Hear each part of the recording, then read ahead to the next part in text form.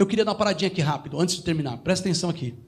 Esse é um texto de 2 Reis 17, ele diz assim que Israel começou a se corromper novamente, 2 Reis 17, novamente, mas não apenas por influência dos costumes do mundo, mas por influência de costumes que surgiram pelas próprias autoridades de Israel.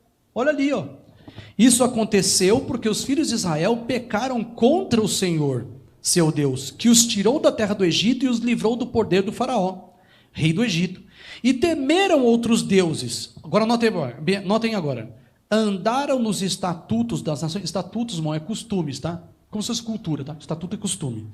Andaram nos estatutos das nações que o Senhor expulsou de diante dos filhos de Israel e nos costumes estabelecidos pelos reis de Israel. Então, assim, tinha costume surgido dentro de Israel que não era do agrado de Deus. Irmãos, olha que absurdo. Recentemente, num grupo de WhatsApp, vários amigos, pastores também, inclusive, e um deles colocou um link de notícia que dizia assim: como um casal cristão, são com muitas aspas aqui, tá? Muitas aspas. Como um casal cristão passou a praticar swing. Swing, irmãos, é troca de casais. É aquilo que na Babilônia chamavam de festa de... como que se corresponde? Seria Baco, do deus Baco, deus do vinho. Que o pessoal costuma chamar hoje de, sem saber o que está falando, né, de bacanal. É uma coisa assim, todo mundo de todo mundo, sabe todo mundo de todo mundo? É assim. Entendeu ou não? Presta atenção, um casal cristão participando de troca de... Sim, irmãos, está acontecendo isso. Na página, note isso, na página 196 do Evento de Sinais Antigo, no último parágrafo, tem um texto tremendo sobre, não sobre essa prática, mas sobre a corrupção da igreja antes do fechamento da porta da graça. O capítulo fala o fechamento da porta da graça, capítulo 16 do Evento de Sinais. E lá, nesse parágrafo, página 196, 196, lá diz assim que a igreja, vários cristãos, muitos cristãos, vão estar praticando os mesmos pecados do mundo. Ela fala isso, só que a gente não consegue imaginar, lendo o texto, até onde vai chegar esse nível de corrupção de cristãos. Mas vamos seguir adiante aqui. 1 João 2, 15, 17, a gente fala assim que não ameis o mundo, nem o que no mundo há, nem... porque diz assim, se alguém ama o mundo, o amor do Pai não está nele, pois que tudo que há no mundo, né? Tudo que há no mundo, a concupiscência da carne e a concupiscência dos olhos, a soberba da vida, não procede do Pai, mas procede do mundo. Agora olha que bênção. Mas o mundo passa, bem como a sua concupiscência, porém, aquele que faz a vontade do Senhor permanece para sempre. Então nós temos uma promessa de Deus ali. Vamos concluir aqui com estas passagens do Espírito de Profecia. A conformidade aos costumes mundanos converte a igreja ao quê? Ao mundo. Jamais converte o mundo a Cristo. A familiaridade com o pecado inevitavelmente o fará parecer menos repelente. Mais esse texto aqui rapidinho. A linha de separação entre os cristãos professos e os ímpios é agora dificilmente discernida. Os membros da igreja amam o que o mundo ama e estão prontos para se unirem a ele, e Satanás está resolvido a uni-los em um só corpo, e assim fortalecer a sua causa, arrastando-os depois todos para as fileiras do... Olha que maluco, primeiro, olha que maluco o procedimento, né, dos cristãos dos últimos dias. Ela diz assim, que eles vão se unir com o mundo, de modo que não vai haver mais diferença nenhuma, cristãos e mundanos. Você vai olhar o cristão e o mundano é a mesma coisa, inclusive nas práticas.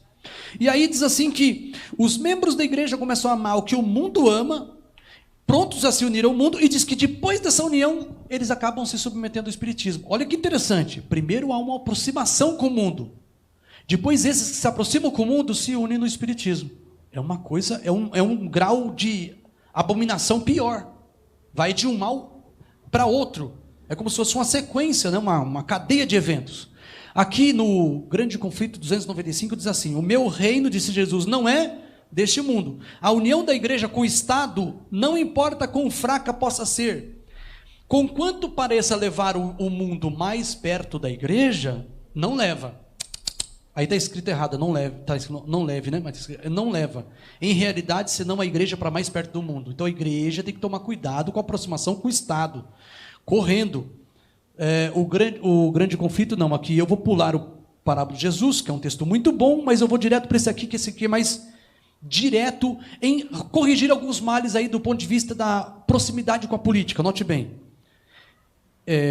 Eu sou informado sobre política até por causa do meu ofício, né? Eu sou professor de história, eu tenho que estar atento. Mas, na verdade, assim, eu não quero militar política e partidariamente, de jeito nenhum. Agora, eu vou batalhar, sim, ideologicamente. Quando eu ver que tem ideologia ameaçando a igreja, eu vou bater de frente, eu vou dar nome à ideologia e nome aos pensadores ideólogos. Não vou vacilar. O desejado diz assim, olha que interessante isso aqui, a cura, né? A cura para o mundo. Ó. O reino de Deus não vem com aparência exterior. Ah, não era isso. Tudo bem. O evangelho da graça de Deus com seu espírito de abnegação não se pode harmonizar com o mundo. Os dois são antagônicos. Nesta página, no último parágrafo, está escrito assim, ó, para ser efetiva, a cura tem que ser interior. O evangelho tem que entrar. O Espírito Santo tem que entrar. A transformação do mundo se dá de dentro para fora por causa do poder de Deus, do Evangelho. Agora, por que isso? Porque nos parágrafos anteriores, falando sobre a diferença entre o Evangelho da Graça e o mundo, e o Estado, e a política, ela fala assim, ó, alguns cristãos querem fazer as leis de Cristo valerem por meio da força do Estado. E foi isso que deu origem ao papado. Foi isso que deu origem à besta do Apocalipse. Quando a igreja se uniu ao Estado para poder fazer as leis de Cristo ser válidas e forçadas por poder e autoridade humana. Deus não quer isso. E ela fala assim, para ter efeito no mundo, a transformação não pode ser legal, estatal. Tem que ser uma transformação onde? Lá dentro.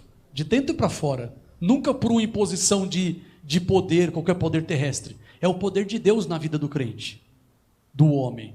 Não é o contrário. Então, falando isso só para ponderar essa questão aí da proximidade com interesses políticos. Então, o que a gente vê aqui? Para a gente dar uma pausa aqui, é finalzinho, já agora já não tem mais o que fazer ali nos slides por enquanto, a gente vai só fazer as considerações finais. Irmãos, a igreja está sendo ameaçada por membros da igreja. O perigo agora não é só externo. Não é um perigo físico. Lembra, Satanás, ele atacou a igreja nos primeiros séculos como? Perseguição, morte, prisão. O que ele fez? Ele mudou o método. E ele ampliou tremendamente o leque de opções de enganos para fazer com que a igreja se corrompa. Então o que o diabo quer? O diabo fala assim, você acha que o diabo está preocupado com a igreja, se a igreja for adaptada por ele? Não, ele não está nem um pouco. Se a igreja for adaptada por ele para as ideias que ele gerou no coração de homens corruptos, ele não está preocupado, a igreja não oferece perigo. Agora, se a igreja, ao contrário, for fortalecida pelo Espírito Santo, como nós cantamos no hino inicial, se eu e você formos cheios de poder pelo Espírito Santo, e fizermos desse livro o nossa bússola, nosso orientador, para todos os pormenores da vida, aí o diabo fica apavorado, aí ele fica com medo, porque Deus, com a sua autoridade, pelo seu reino, vai nos usar.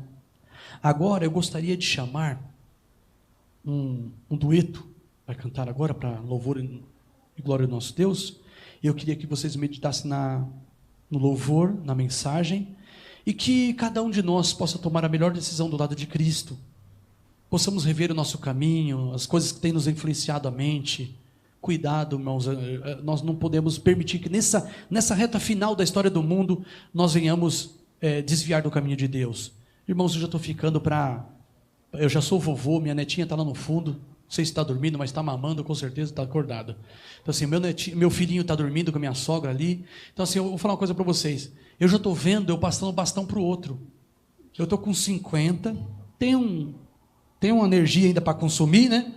Mas assim, estou dizendo para vocês, eu estou começando a ficar receoso pelo que se afigura como futuro da igreja e por aquilo que nós devíamos preparar nossos filhos, nossos netos, a próxima geração para ser mais fortes do que nós. Que Deus nos abençoe.